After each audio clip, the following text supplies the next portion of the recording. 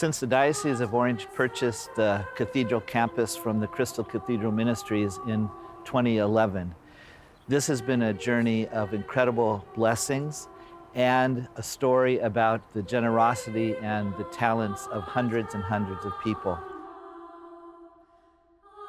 We've been entrusted with something huge here, this legacy of the Crystal Cathedral Ministries and the grounds and these beautiful buildings.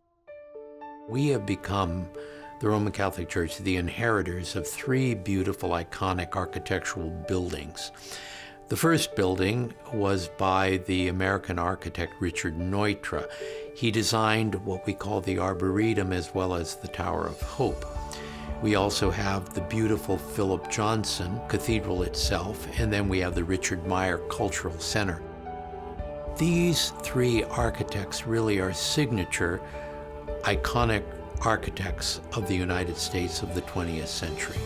It's my prayer that folks will see that this gift of God, which is given to us, is not just for us, but it's for the ages. So we see ourselves as a center point for many faiths to come together and engage.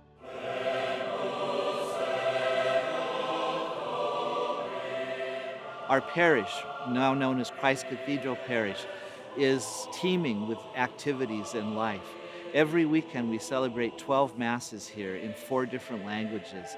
We have between 11 and 12,000 people who come here every Sunday for Mass.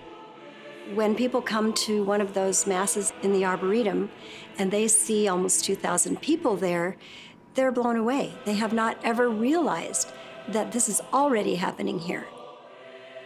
Beauty draws, God's light draws, so people can be drawn here and then maybe reconnect with their faith or just find a place of rest, beauty, and reflection in the middle of the city.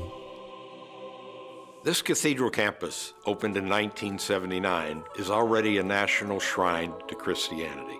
Time magazine called this cathedral one of the world's most influential, inspiring, and astonishing structures. The time has come, and now it's our turn to step forward and be part of creating a Catholic cathedral in Orange County. Well, the entire master plan encompassed the entire 34 acres. And already a good bit of that development has been very, very masterfully completed and is behind us. The Hazelrite organ is completely refurbished. It is back again from Italy. It is the 4th largest church pipe organ in the world. It's a magnificent instrument. And it is a major part of this renovation as well. And it's really exciting to think that it's just sitting there waiting.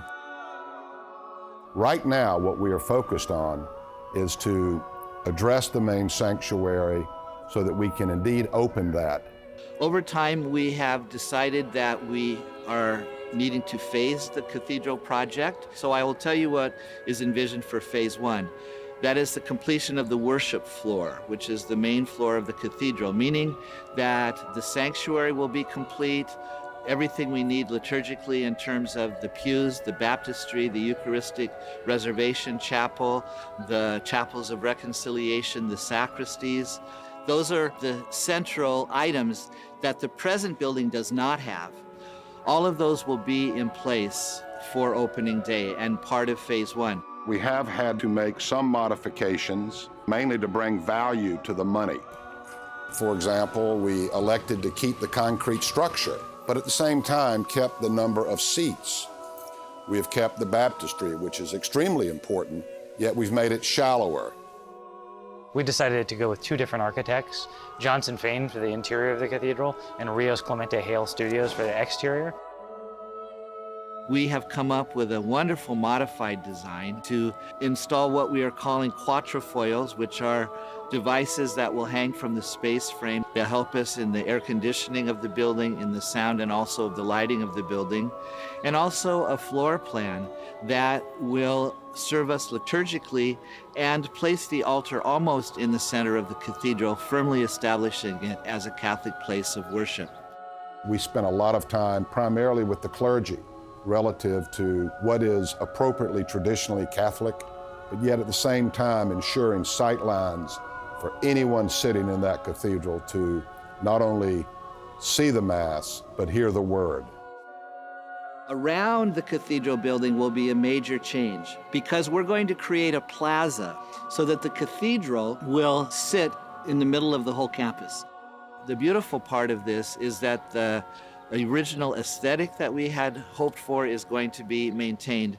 This is an opportunity to do something extraordinary. The problem is extraordinary. The conditions we find are extraordinary. Hopefully the outcome will be extraordinary. But at the same time, renew the historic piece and respect it and let them both kind of live together. What this campus and this building, the cathedral, give us is a place to gather, to worship, to witness, to serve. Having this campus provides us the opportunity to be the church at its best, which ultimately will be a place where people will come and know and believe that they are loved by God. This is only a step on the journey. This isn't the end of the journey. The sanctuary will be culminating a lot of hard work, but it'll culminate a lot of God's work. What I would hope when visitors come here is they take away, above all, a sense of welcome, a sense of connectedness, a sense of beauty, a sense of music, all those things where God can be known. My great hope for our cathedral is that it will be a place that celebrates unity, solidarity, and the oneness that is ours as God's holy people here in the Diocese of Orange.